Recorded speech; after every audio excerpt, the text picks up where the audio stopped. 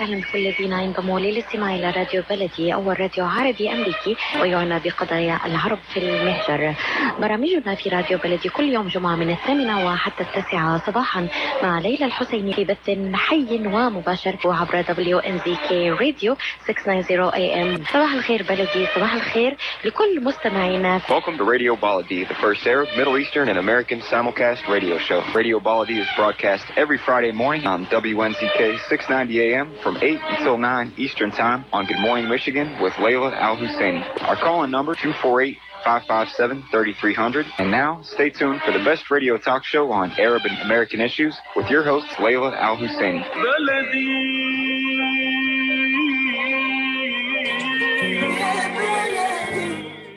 And good morning, everybody. It's Friday, March 12, 2021, and this is the Ray Hanania Show. I'm Ray Hanania, special U.S. correspondent for the and op-ed columnist for the Arab News newspaper at arabnews.com. The Arab News covers the Middle East and has bureaus in Riyadh and Dubai, in Paris, in Tokyo, in Islamabad, and all over the place, in London, of course, here in the U.S. And they publish, of course, in those languages, in French and Japanese and Urdu and, of course, English, so that you could read it. Again, the website is arabnews.com. You could read my columns, my reporting, and the reporting of 100 other great journalists who are all over the world covering the news that matters to Arab Americans and the Arab world and people of the Middle East. The Ray Hanania Show is brought to you live on WNZK AM 690 in Detroit, Michigan. And beginning on Wednesday, March 31st, it will be broadcasting on WDMV AM 700 in Washington, D.C. Right now, we're here in Detroit, 8 a.m., 1 p.m. in London, 3 p.m. in Jerusalem, 4 p.m. in Riyadh, 5 p.m. in Dubai. And I got to get all those cities. Paris, I got people who listen in France. We have people in Tokyo. I used to write for the Daily Yamamura and newspaper when I was syndicated by Creator Syndicate. And they used to run my column. And I think they also translated it from English into Japanese for their wire service out there, which is pretty cool to hear the feelings of people from different parts of the world. This show is simulcast live on the U.S. Arab Radio Facebook page this morning at facebook.com/US Arab Radio, and it looks like everything is going well with that. So if you're outside, obviously, the Detroit area and beginning March 31st and outside of Washington, D.C., in that region, you can always go to Facebook at U.S. Arab Radio and check the show out. The U.S. Arab Radio Network was launched in 2005 by journalist and radio network founder Layla Al-Husseini in an effort to energize and empower Arab Americans, and we're proud to be on that program. This morning, and I'm waiting for my first guest. It happens in radio verite, right? Nothing goes as planned. So our first guest is supposed to be Ariel Gold, who is the co-executive director of Code Pink. Code Pink is a strong activism organization that supports, obviously, women's rights and a lot of other issues, including they're a very strong voice for Palestinian rights and human rights in the Middle East. And she was censored by Twitter when she started bringing up some of the issues that Israel was involved in. I'm assuming that Twitter is going to censor and suspend the International Criminal Court pretty soon, because the ICC is going to be bringing up a number of issues too that are not really happy talk that Twitter likes. They have free speech for everybody, but when you're a supporter of Palestinians on Twitter, you often have your head crunched by the Twitter censors. And again, this has nothing to do with Donald Trump, whether you like him or you don't like him, but the idea that a social media can censor a president. Just think about that. A social media network can censor a president. They can censor Trump. Now, maybe you agreed with it, maybe you didn't, but that's besides the point, people. We get distracted by this stuff too often. It becomes too political. We're too polarized. We don't think about the reality. And I think that we really need to look at the idea that there's a guy who owns Twitter who can decide on his own without any accountability who can talk and who can't talk. And a lot of times the victims of that type of decision are people like me, Palestinians, like you, Arab Americans, like many Muslims, Christian and Muslims, even many Jewish people who are activists for peace and justice. And by the way, I want to point out at 8:30, we're scheduled to have Hadar Susskind, who is going to join us. And you know what? I think I'm going to ask him if he wants to Zoom early. Why don't we do that, Hadar? If you're free. Hadar is with the Americans for Peace Now. And maybe we can, I don't know if maybe something got jumbled up with Ariel. She's a great person. If she wants to call in maybe later to the show, but we'll see if we can get Hadar Susskind from Americans for Peace Now. Americans for Peace Now has been around forever, advocating for peace between Palestinians and Israelis. And we're going to have Hadar on to talk about some of the issues, including the Israeli elections coming up, or the Palestinian elections that are coming up. And I think the Israeli, there's so many elections in Israel, and I'm a political reporter and I can't keep up with all the elections that are taking place. So yeah, Hadar, if you're free now, let's go ahead and bring you on. So we'll have him Zoom. Our number is 248-557-3300, and we'll try to respond to any questions or posts on Facebook. If you want to ask a question, we'll go from there. Right now, why don't we take our first break, Mike? This is the Ray Hanania Show on WNZK AM 690 Radio, March 12, 2021, here at Detroit. WNZK AM 690, the Ray Hanania Show. We're going to be right back right after these messages. While we've been staying safe at home, scientists have been on a journey. The destination, a COVID-19 vaccine. This journey began decades ago with research into other coronaviruses.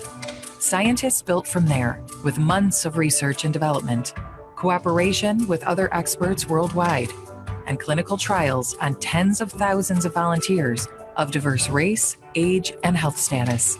They arrived at a safe, effective vaccine, and hundreds of thousands in Michigan have already been vaccinated. But the next step is ours. We need to get the vaccine when we can.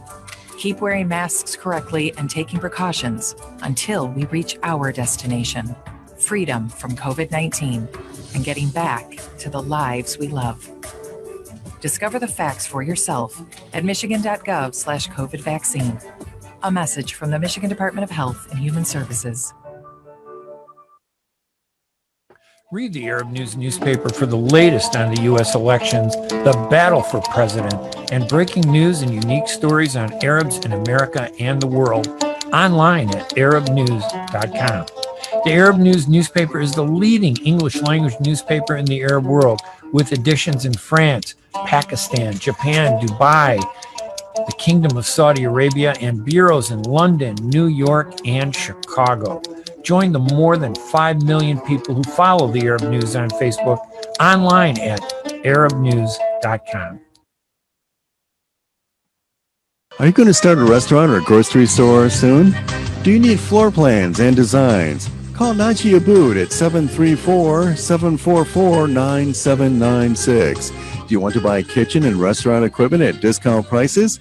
Call Najee Abood now, 734-744-9796. New Concept Products and Design, the trademark of kitchen equipment. 5% discount on all purchases of $75,000 or more. New Concept Products and Design, new location, 31185 Schoolcraft in Livonia. Learn more at www.newconceptproducts.com. Call Najee Abood, 734-744-9796.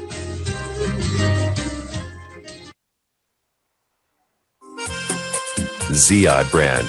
Quality products from our family to yours. Ziyad Brothers Importing offers the finest quality products, including brands like Sultan, Kraft, Nestle, Hook, Rico Picon, Donna, and many more. Ask your retailer to carry these fine products because you deserve the very best. For more information, visit our website at www.ziyad.com. That's www.ziyad.com.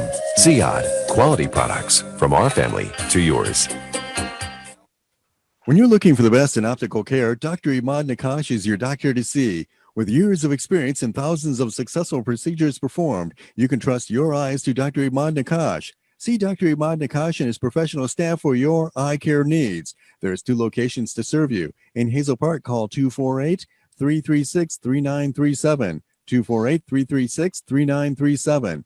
In Rochester Hills, call 248-299-3937. That's 248-299-3937. And welcome back to the Ray Hanania Show here on WNZK AM 690 Radio, broadcasting in Detroit, Michigan, live on radio and also on the U.S. Arab Radio Facebook page. Little change in schedule, which is not unusual for radio. We're going to move our guest up, Hadar Susskind, who is the new president, I believe, of the Americans for Peace Now. Hadar comes to APN with a very diverse career in Washington, D.C., always advocating for peace, fighting for democracy, and championing social justice. He was a senior VP of government relations at the Council on Foundations, the director of the board director of Bend the Arc Jewish Action, and he was VP of policy and strategy at J Street. So many different things, but all committed to peace. Hadar, welcome to the radio show. It's so nice of you to join us today. We appreciate it. Thank you, Ray. I'm happy to be here. Yeah, and before we start, I mentioned in my email, I said, years ago, I knew this David Susskind, who was a columnist. We didn't always see eye to eye. We'd be fighting all the time in public in our different columns. But when we weren't fighting, he'd always go, I really wish we would talk and say a few words ago. I really wish we can overcome this fight because Arabs and Jews are the smartest people in the world. And I know he may be a distant relative of yours, but the Susskind name means a lot to me for all the years that I've been working together. Well, I will take it, and hopefully we can build on that. So thank you. We will. Now, tell us about Americans for Peace Now.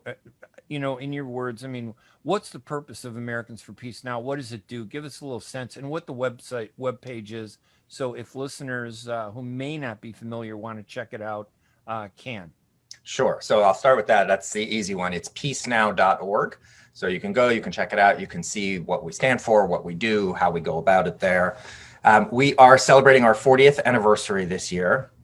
And Americans for Peace Now is the sister organization of Israel's peace movement, Shalom Achshav, or Peace Now, which was founded in 1978, 79 by when hundreds of Israeli military reserve officers came together, and they wrote a letter that they published publicly and sent to the government that says we need to do things differently. We need to change our politics.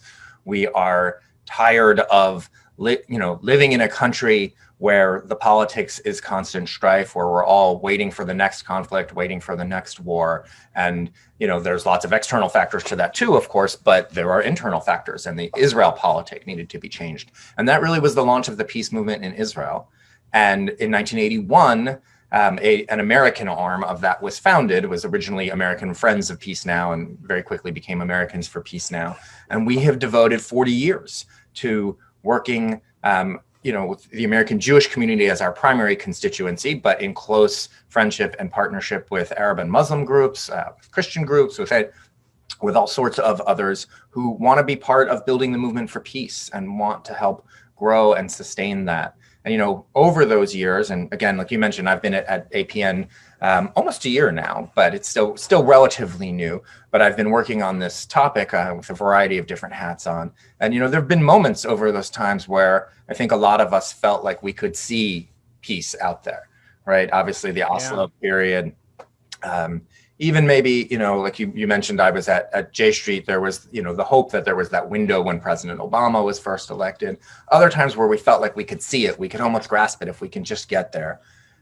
I don't think a lot of people feel that way right now, to be honest. No, they don't. No, they don't. I mean, I don't, I agree with you. And when I took this job, I really thought long and hard about what are we doing? What's the purpose for this organization right now? What's the need? It isn't to push us over the finish line. Right. The need right now is build that movement for peace and engage as many people as we can here in the United States, in the region, in Israel and Palestine and other places, so that we are ready. And we know that political change does come. Thankfully, we saw some political change here in the US recently. We've got Israeli elections upcoming. We've got Palestinian elections upcoming. Who knows what will happen in those? But we need to be ready, and we need to have a population that is engaged, that is educated, and that still wants peace. Because I can tell you, one of the challenges on the Israeli side, and I hear many of my Palestinian colleagues echo this, is that we've got a whole generation that's grown up since the Oslo Accords and doesn't know that moment of feeling like we're almost there. We have a whole generation during the Oslo Accords who have doubled in age, like me. So, I mean, I'm just older. It's very frustrating. You come at this at a really unusual time where I think it's tougher to, not that the energy isn't there to want peace, but we're up against so much. It seemed so much easier back in the 80s, at least in the 70s when things were rough. We were talking about peace. Then we got to the 80s and 90s and it was wow. Because I do remember going there after the 1993 handshake. I got to meet Rabin, Shimon Peres, President Clinton, and then we went to Israel in 2000. And there was a moment where everything just seemed like, wow, this is going to work. And then extremists on both sides figured out, and they know exactly where to put the key to punch things out. It just collapsed. I think it's tougher now for the fight for peace. Do you feel that way? I mean, is the fight tougher? I'm not saying, is it insurmountable, but it seems like we got to work 10 times harder now than we did before. Well, I definitely don't think it's insurmountable, or I wouldn't be doing this. But it is tough because, like you said, when you can feel it, when you feel like, oh yeah, it's right there, then you get a lot of people excited. You get, everybody, it's the topic on everyone's tongue, right? Okay, peace, this is what we have to do, this step, this step, this step. When it feels far away, some of those people drop off just out of exhaustion, right? We've all been there, like, I can't do this anymore. Other people, harden their positions in whatever they may be, right? I mean, we've seen, again, the Israel side, a generation that's grown up, many of them, not all, but many of them with more right-wing views. That they look at things like the occupation and they say, well, this is all right for me. Right. It's not that bad. Well, it's part of the frustration, isn't it? When we get close to peace and then we don't get it, people who are in the middle tend to kind of gravitate to their side. The Palestinians gravitate toward the extremists, not becoming extremists, but they kind of lean there. Israelis lean toward the extremist also. And the middle seems to kind of vacate a little bit. It can be lonely in the middle sometimes, isn't it? I mean, is it lonely, or is there a strong movement still? And what do we need to revive it? Is it revived, or does it need some punch to get it going again? The good news is, I think, certainly if we talk about here in the United States, I'll start with that, then we can talk about there. There's a strong movement, and that movement is, I think, growing. There's been tremendous change in the politics around this issue in the American Jewish community over the last decade or so. I worked at J Street a dozen or so years ago when that was just starting up, and I give my colleagues there tremendous credit. And I donate to J Street too, Palestinian donating, supporting it to all organizations like that. Go ahead, sorry. Thank you for that. I give them a lot of credit because they came in and did a different sort of work than we do. They do the electoral work and really open political space for elected officials to express different views on this, when in the past, they used to basically be cornered into that far right corner, right? Of like, if you want to say anything about Israel or Palestine, first of all, you don't say Palestine, right? Maybe you say Palestinian. We used to refer to Israel as the entity. Yeah. So, it was the same way on both sides. I think we're mirrors of each other sometimes. I think so. And so, we've seen a great change in the American Jewish community. I'll speak for Americans for Peace Now. Again, we've got an incredible core of activists who've been at this work for 40 years. Also, part of what I've been doing since I've come to the organization is trying to give it a little, a little new bump. And we're bringing in a whole new generation, whole new generations. And, particularly among younger American Jews, it's almost mirrored with the Israeli experience, where you do have a right-wing shift there. You have a very clear progressive shift here, and including on issues around Israel and Palestine and issues around the occupation. The majority of younger American Jews don't accept the premise that so many people in our community grew up with, of you're supposed to just be on, quote, Israel's side, right? That this is some kind of zero-sum game, and, we're on this side, they're on that side. People don't want to live in that reality. And so we see more and more people who say, no, we need to, as Americans, we need to express our views. And, most American Jews will say they support Israel.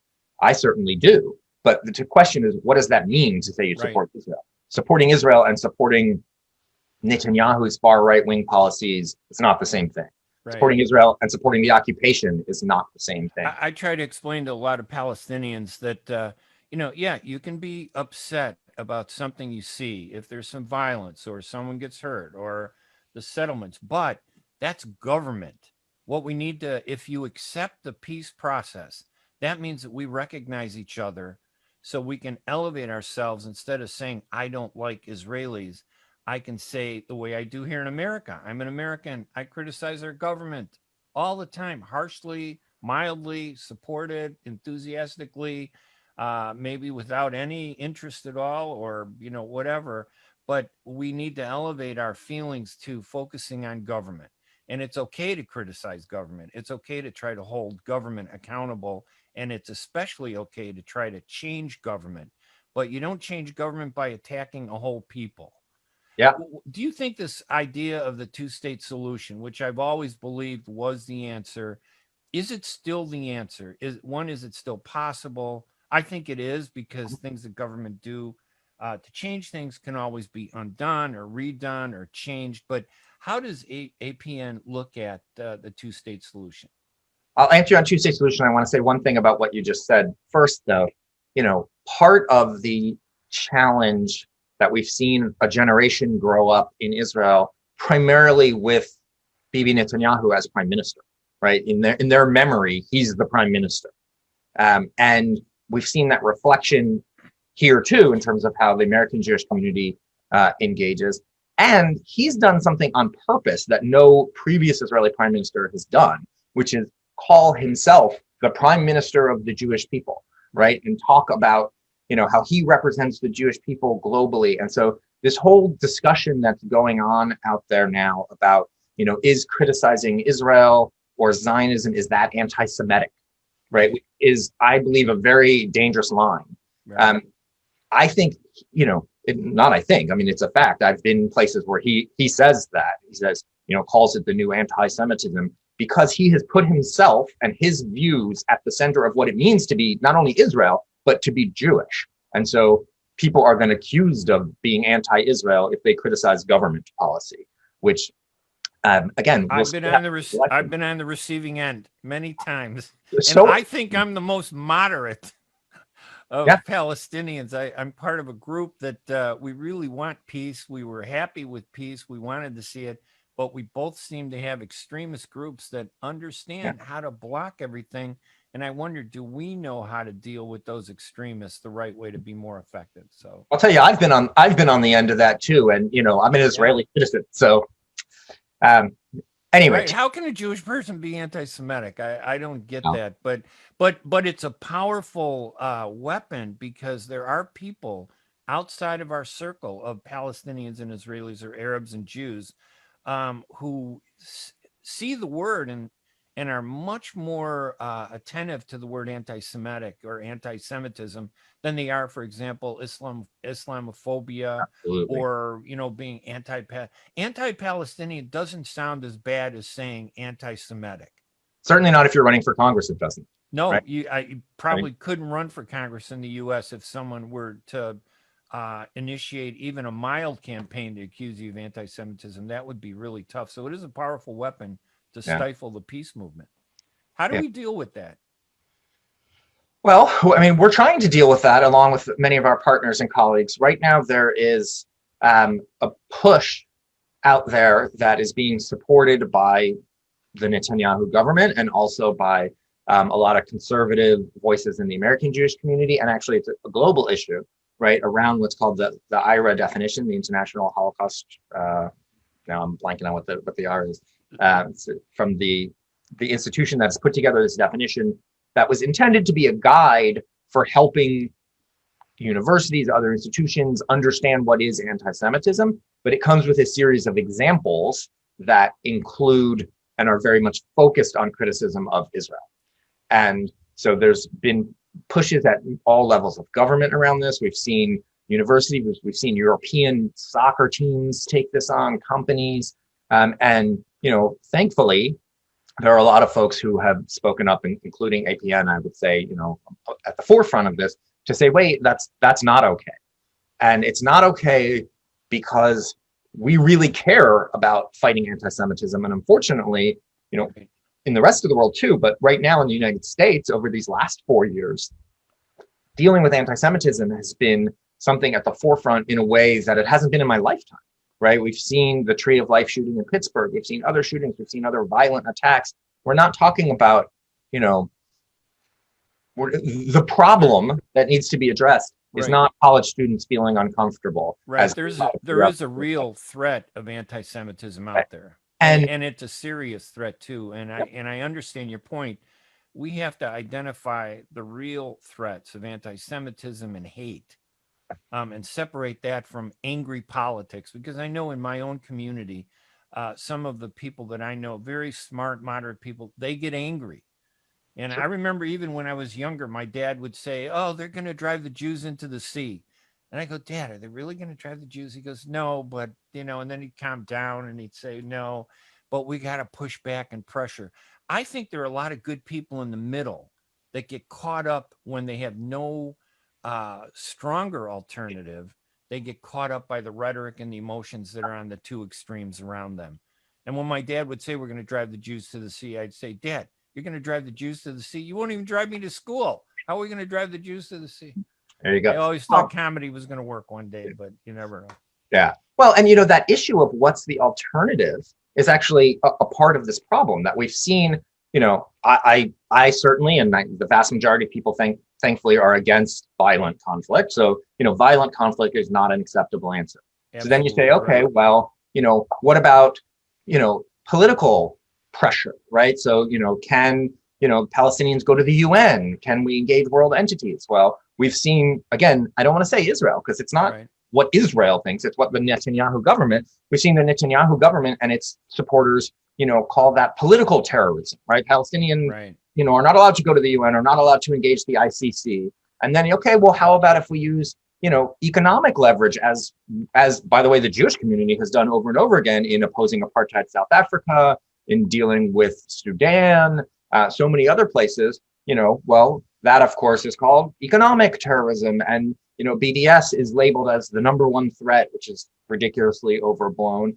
And what you're seeing here with this issue is literally efforts to criminalize language, right? To say, if you are critical of Zionism, if you are critical of Israel, there are bills being pushed through state legislatures and considered in Congress and things like that would literally criminalize that. So to your point, they're trying to shut down all of the what should be acceptable means of speaking out. And I understand the inclination to not want to have to hear things that are uncomfortable, but there's a difference between things that are uncomfortable, things that I might even disagree with, right? If somebody tells me that they believe Zionism is wrong and Israel shouldn't exist. Right. I disagree. Yeah. I don't. And I agree with you. I think that there's a line there is a line that can't be crossed, even in political discussion. Sure. Somebody saying you don't have a right or you don't have a right to exist. Listen, I argue with my community all the time. Israel exists. It's been 70 some years. Why don't we find a way to go back to where we should have been? I mean, we made mistakes. Don't erase that and pretend like we didn't do things. Why didn't we create our state back in 1948 and build on it? Look at the Israelis. They started with what they got. They built on it. They continued to do it. This hatred that is, I think a lot of it is fueled by the frustrations and the anger of not seeing something happen in your direction. Sure. We're coming up on a break that we got to do here real quick, but maybe afterwards, let's talk about how we can revive this. I mean, are we at a stage where we're really doing something? I know that I thought J Street was really going to be doing some powerful things, and I still want to see J Street and APN and equivalents in the Arab community do the same thing, and maybe see all of them come together one day, and we've seen it in Israel where both sides come together, have big rallies. I'd love to see the same thing there. We're going to take a quick break. Hadar Susskind is my guest. He's the new president of Americans for Peace Now. And we're talking about the Middle East peace, Palestinian and Israeli relations. I'm Ray Hanania. This is the Ray Hanania Show at WNZK AM 690, broadcasting live in Detroit and on Facebook at US Arab Radio. We're going to take a break, and when we come back, we'll continue our discussion with our guest, David Susskind, right after these messages. Water covers 71% of the world, and the Arab News newspaper covers the rest, with breaking news from across the Arab and Muslim world and the latest on Arabs in America. Get inside the headlines with expert analysis and insight at arabnews.com. Join 5 million Facebook fans who stay in touch with the Arab News, the Arab world's leading English language newspaper, online at arabnews.com. Are your hands feeling numb? Do you feel pain opening up a jar, turning a key? Are you noticing that your elbow and your shoulder are becoming stiff? Or were you recently injured in your arm? Hello, I'm Dr. Abdelmajid Katranji, and at the Katranji Hand Center, which just recently opened down the street from the Somerset Mall, we can provide you with the latest in hand, wrist, elbow, and shoulder care. Visit us at www.katranjihandcenter.com to learn the latest techniques that we have to offer you, and I look forward to taking care of you. Visit us in Troy at 1565 West Big Beaver Road, Building F, or call Katranji Hand Center for an appointment at 248-869-4263. That's 248-869-4263. Kashat's Mediterranean Market and Shish Kebab offers a great array of your favorite Mediterranean meals. Meals range from lamb specialties, shawarma sandwiches, seafood dinners, and they offer special big trays of your favorite food, plus much more. Kashat's Mediterranean Market and Shish Kebab address is 32839 Northwestern Highway in Farmington Hills. Their phone number is 248-538-9552. That number again is 248-538-9552, and the supermarket is open from 8 a.m. to 9 p.m. Kashat's Mediterranean Market and Shish Kebab will definitely leave you satisfied.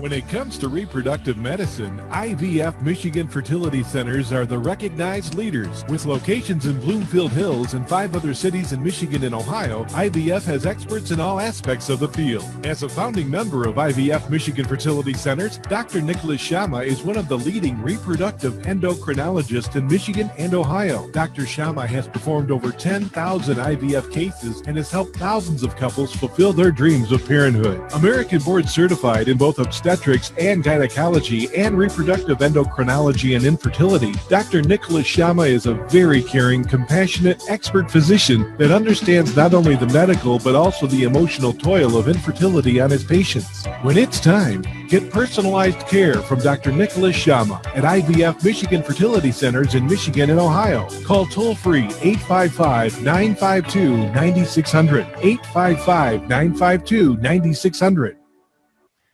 And welcome back to the Ray Hanania Show, Friday, March 12th at WNZK AM 690 radio in Detroit, broadcasting live on radio. This show will be rebroadcast at 5 p.m. on WNZK AM 690, and you can watch it now on Facebook at US Arab Radio. That would be facebook.com/US Arab Radio, and it'll be playing there forever, for eternity, as we say. Or until Facebook decides they want to censor me or tell me that I might have crossed the line that they don't like, because they have that power. Our guest on the line is Hadar Susskind. He's the president of Americans for Peace Now, and we're just kind of talking about different issues. But yeah, let's talk about the issue of the two-state solution. If you want to return to that, Hadar, what's the status of that? Is it dead? Is it possible to revive it? Where are we with that? Can we save it? I think we can, right? I think, we have, and the we being, the Israeli politic, Palestinian politic, frankly, US, which has, continued, with the exception of the aberration of the last 4 years, has continued to have that be standard policy. But I don't know that the US has done much to move us toward that. But it's still there. And in my view, it's still the best and most viable option. Now, does that make it the only option? No, it doesn't. And I think what's important to me, right, is that Israelis and Palestinians have, a just peace and have a better future. I think that the best way, and again, the most likely way to achieve that, is through what we sort of traditionally talk about as two states. We had a webinar that we hosted recently with Bernie Avishai and Sam Bahur, talking about the Confederation Model. Now, Confederation Model, in my view, really is a version of two states also, right? Because you need, frankly, two entities to decide to do that. It's like a coordinated two states where you have two entities that are just basically working together. Right, exactly. And both good guys too, Avishai and Sam Bahur. Yeah, absolutely good guys. And, they and a lot of others have done a lot of thinking and writing on this.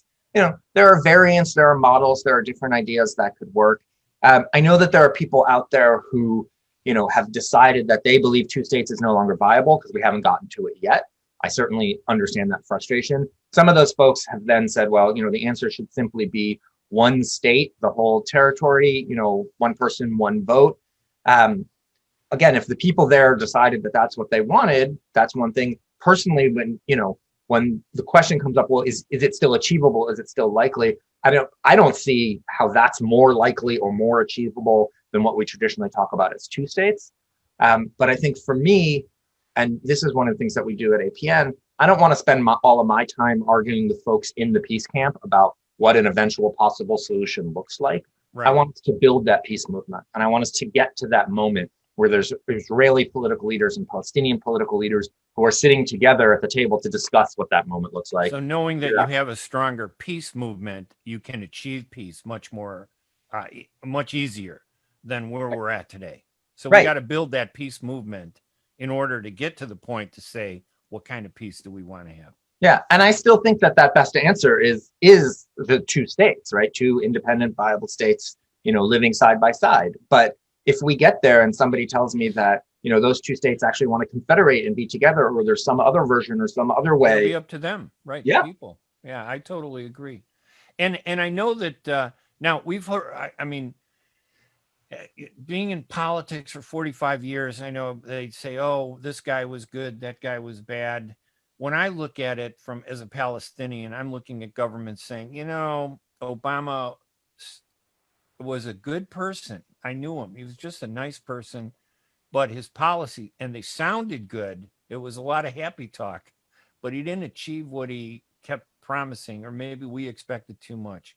Clinton, George Bush, and then we had Donald Trump. And they say, well, Trump is the worst that we've ever had. And I'd say, okay, it was worse because he actually did what he was thinking, as opposed to telling me he wasn't going to do it and then quietly doing it behind my back. I get the sense sometimes that governments, that's the difference in politics, that Biden, for example, good guy, He's restored happiness and let's get together, free love, whatever you want to call it. But I'm just not sure that he's going to do anything different than what Trump, the end result. How do you view the Biden administration in terms of peace? And again, despite my own, fatalism or, my concerns, but how do you view them? Well, I'll start with, I think the Biden administration, starting with, the man at the top, Biden and that other guy, but also all the people involved, is already and will be vastly different than the previous administration. Now, that doesn't mean... Go ahead. I was going to say in substance or tone? Both. Okay. Look, tone is not a question, right? I mean, tone, of course. But in substance, too. Now, vastly different from that previous administration is such a low bar, right? That doesn't mean that I think, President Biden is going to be the one hosting Israeli and Palestinian leaders signing the ultimate peace deal. While I would obviously, welcome that moment, I wouldn't bet the mortgage on it. But that doesn't mean that they're all the same, politicians or the parties. I mean, I think there's been a first level of success already substantively with this administration, which is them coming in and bringing us more or less, it's not done yet, but back to where we were before the last 4 years, which is, again, not sufficient, but necessary, right? So, relatively better. Right. Relatively speaking, right. Right. It's not sufficient at all, but it did need to be done to say, wait a minute, all of those things, and they haven't done them all yet, actually. There's still some questions, but all of those things that the previous administration did, forget those. So there's an issue, for example, in the waning days of the Trump administration, then Secretary Pompeo announced that goods produced in the occupied territories could be labeled as made in Israel. Right. Our answer to that for APN was that, if Palestinian children born in the West Bank don't get the benefits of being considered made in Israel, then, Israeli products made in settlements certainly shouldn't. And so we opposed that from the get-go. We, along with many of our colleagues, have asked, it's actually Secretary Mayorgas at the Department of Homeland Security who oversees that policy, to be clear that they're reversing that policy, right? There are, many other things. Some of the more critical ones are reopening the consulate in East Jerusalem, reopening a Palestinian representation office, won't be an embassy yet, but here in Washington. So there's a lot of things that need to be done to get us back to where we were. And you think that subtly these things are moving in that direction, some of that stuff? Yes, I do. Some of them some things are happening already, right? I mean, there was literally zero high-level interaction between U.S. officials and Palestinian officials during the last 4 years, during the previous administration. And that's already happening. I am a believer that personnel is policy, and we're seeing some really great, I would say really great people put into this administration who will be dealing with this issue, including some Arab and Muslim Americans put in positions of dealing with Israel and Palestine, which is something that we've almost never seen before, frankly, in U.S. government. Nobody bats an eye when you have Jewish Americans who've very often been in these positions, some of whom are people who I think are really great on this issue, right. Some of whom aren't. But it was, we've seen it's been an issue politically. The Biden administration was attacked for some of the people they've nominated and put into positions on this. So, I'm not pie in the sky here, but I think substantively speaking, they are getting us back on the right track and moving in a positive direction, which is so much better than we were these last 4 years, and still insufficient. So it's okay to say, give them time. They're not going to rush through and break the door down to return everything or get back to where we. They're not going to, and I don't think we should say give them time. I think we should push them. Okay. I think our job is not to say, oh, don't worry, you guys are better. Our job is to say, you need to really do this. We need to bring the heat, and we need to make them, push on this, because we've heard from lots of people in the administration that moving on this issue is not what they want to do right now. It's not their top priority, which, you can look around at our country and our world and say, okay, their top priority is dealing with COVID. Like that's pretty understandable. But it's our job to make sure that they don't think it's okay to just sit there and let this be. And it's also our job not to say when they say, hey, it's not our top priority, it doesn't mean they're not going to do anything. They're just saying that they're shifting things around but there is a commitment. You feel there is a commitment, a real commitment on the Biden administration to actually eventually achieve, if possible, a two-state solution. I think that the people from Biden to Blinken and on down both really support that, which again was not the case in the past administration, and really care about it. You know, they've said publicly they're not, reconvening the quartet next week. They're not, introducing a UN resolution. This isn't something that they are saying we're going to get done right now. I think they feel that one of the mistakes of the Obama administration was coming out of the gates saying, here's a big push, here's George Mitchell, we're going to make peace. And that they don't want to do that they want a slower approach to try to make things better and get us closer. They have not said this publicly, but my guess is they're also waiting for the elections in the region to see what happens and what might be possible. I want to talk about those elections, but of course we got to do another break if you don't mind. This will be our last break here at the Ray Hanania Show, March 12, 2021 on WNZK AM 690 radio. My guest, Hadar Susskind. Hadar, as it turns out, Ariel Gold is a good person from Code Pink, and I was going to try to have both of you on one at a time, but I'm glad we have more time to talk about these issues. I'll bring Ariel back another time. But Hadar Susskind is the president of APN, Americans for Peace Now. We're talking about Middle East peace. Maybe after the election, we can talk about the elections, how they tend to be moving, and what impact they could have on our goal of peace and achieving two states for Israelis and Palestinians. I'm Ray Hanania. We're going to take a quick break, and we'll be right back with our guest, Hadar Susskind from Americans for Peace Now, right after these messages. At Top Rehab Physical Therapy Clinic in Dearborn, we provide effective physical therapy sessions in order to limit pain and discomfort. Top Rehab provides physical therapy care for any diagnosis prescribed by a physician, and we regularly see and treat conditions such as stroke, TMJ, fibromyalgia, sciatica, joint pain, and more. We use a variety of pain management methods, including modalities, soft tissue mobilization, and therapeutic exercise. If you're in need of physical rehabilitation or physical therapy, get the highest quality health care at Top Rehab. Most insurance is accepted, and we're open Monday, Wednesday, and Friday 8 to 6, Tuesday and Thursday 8 to 5, and Saturday 10 till 2. Call for an appointment today at 313-846-0555. That's 313-846-0555. Choose Top Rehab Physical Therapy Clinic on Michigan Avenue in Dearborn. Life's too short to be in pain. Enjoy the first Syrian-style cuisine in Michigan. At Damas Cuisine and Catering, you'll find a wide selection of Syrian foods and sweets in our menu, like frike, hoisin, grape leaves with steak, mishawi platter, hot mahashi, char-grilled kebab, shawarma, and much more. Get super fast delivery from Damas Cuisine and Catering right to your door. Order online at damascuisine.com/menu and track your order live. Damas Cuisine and Catering, 28841 Orchard Lake Road in Farmington Hills. Call 248-987-4985.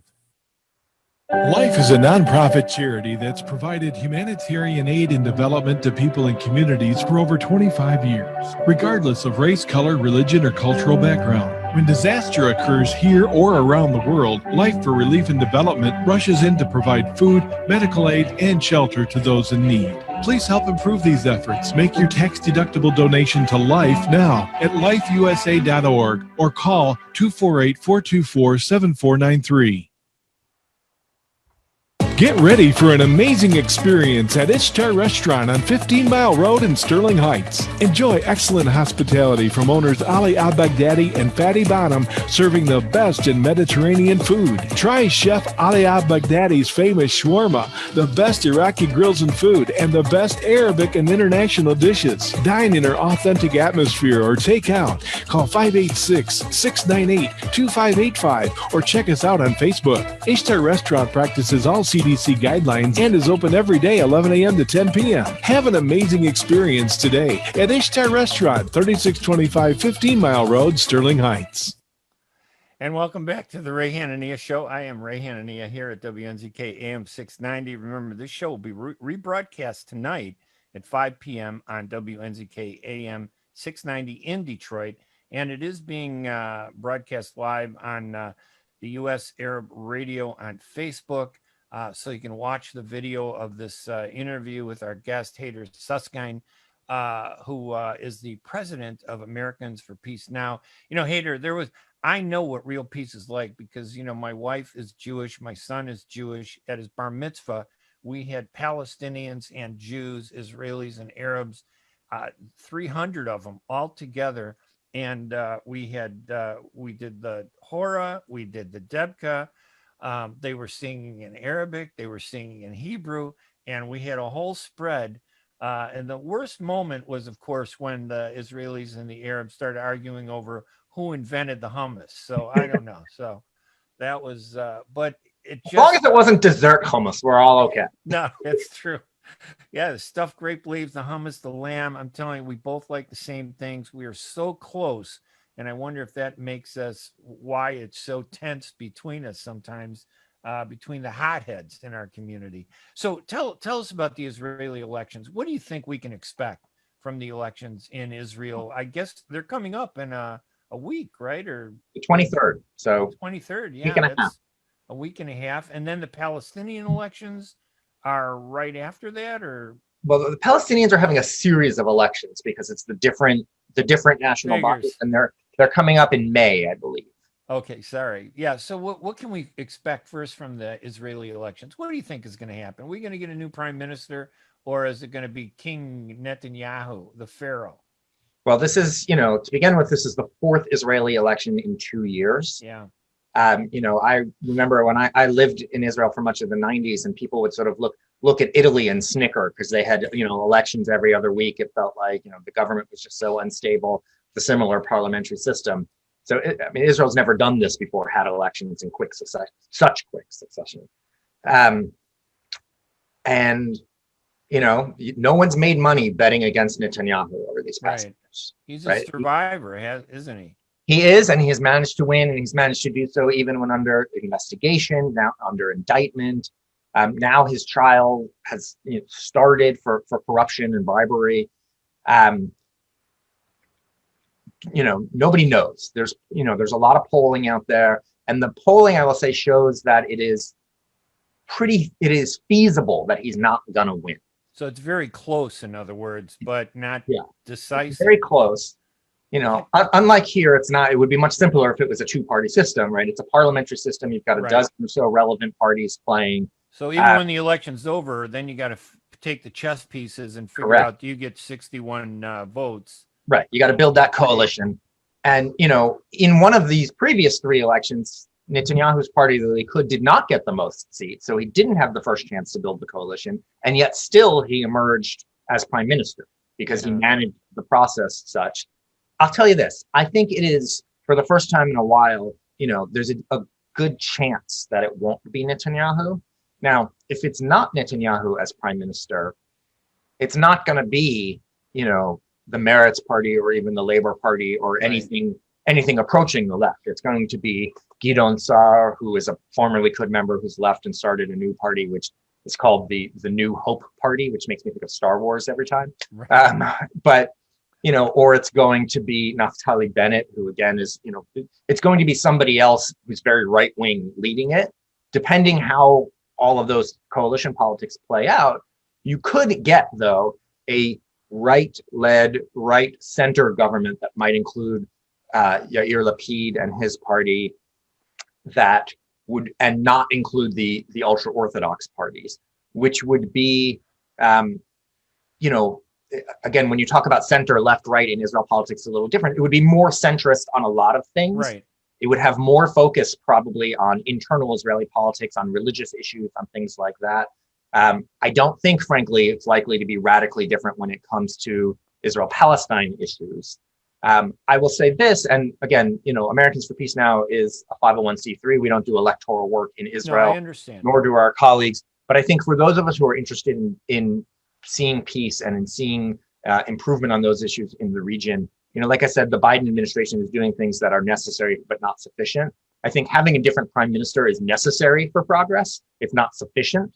So if we should end up with Saar or Bennett or somebody else, it's a step in a long, a long process in the right direction of, we know we're not getting there with Netanyahu. It's not the end result, but it is a adjustment to focus toward moving back to peace, because I don't think that's where we're headed right now. No. I think we're headed in a kind of a bad direction. And I'm hoping that the Arabs in Israel recognize that they're part of Israel more, and that more of them engage the process and vote. We've seen some of that in the last few elections, larger turnout, more unification among Arab voters. And it's good in a sense that get involved, work in the system, participate, and you can change things when you're part of the system. Do you think that's going to grow, or was it an aberration in the last election? Right. Well, I mean, I certainly agree with you. I hope everybody votes, right? I think everybody should vote wherever they live. It's really interesting this time. So first of all, there was the joint list that brought together the different Arab parties last time. It has one of those parties has withdrawn from that. So there is fear that doing that is going to fracture. To split the vote. We'll see. I hope that the participation is high. There's also something I think is just a fascinating political phenomenon going on, that Netanyahu has really, for the first time ever, actually reached out to Arab voters and is courting Arab voters to support him and support Likud, which is certainly counterintuitive, given that, perhaps his most famous electoral ploy in the past was his version of, saying the Arabs are coming, right? He's put out ads. Remember that. Yeah, put out ads right before the election saying Arab voters are going to overwhelm us. But he's playing politics. He's playing the political game, and he knows that there's a segment of people not happy in the Palestinian side, or the Arab citizen side, with that leadership. So maybe he can appeal to them. Yeah. To me, it would be so nice to see a shift. And we only got a couple minutes left, but tell me about the Palestinian elections. Will they have any real impact on what happens moving forward?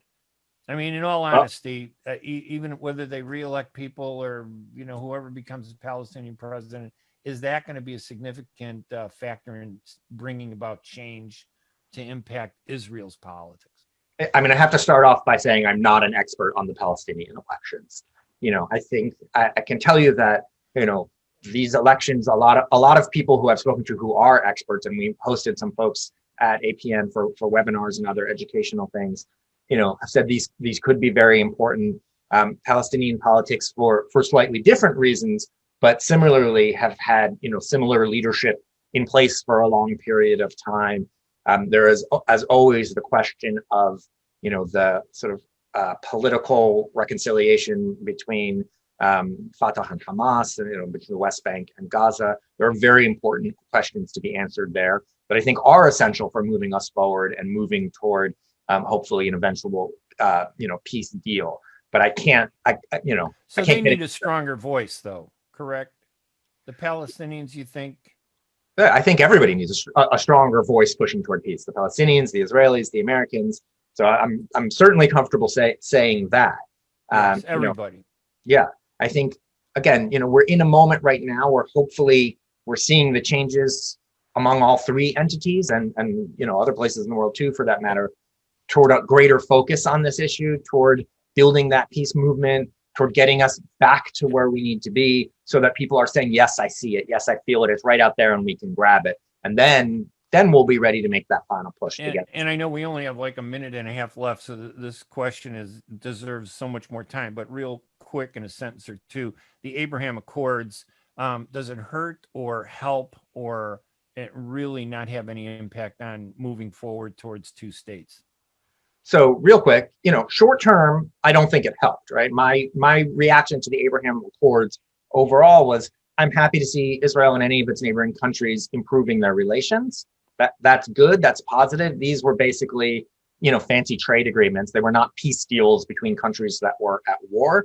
And in terms of the intentions by Netanyahu and the Trump administration, And these were done for their political purposes and to take eyes off of the Israeli-Palestinian conflict. Right. So that is not a positive, even if the overall, but long term, right. Long term, it is my hope that as there's more normalization and more engagement by those countries with Israel, that they will use their voice and they will use their leverage that I actually think only builds. Right. The thinking previously was their leverage was, withholding normalization until there was progress on the Israeli-Palestinian front. Hopefully, as they deepen those relationships, that leverage actually builds and they'll be willing to use that toward those ends. All right. Hadar Susskind, my guest from Americans for Peace Now. He's the president there. Their website is peacenow.org. I'm Ray Hanania. Hadar, thank you so much for joining us. Everybody remember March 31st, I'll be on Wednesday mornings live here. I'll get you more information on that. And remember, April is Arab American Heritage Month. So let's get involved and celebrate. I want to thank everybody at WNZK for producing this. I'm Ray Hanania. Visit me at hanania.com. We'll talk again. Hadar, again, you have a great week. We'll talk to you guys later. Thank you, Ray. Bye-bye.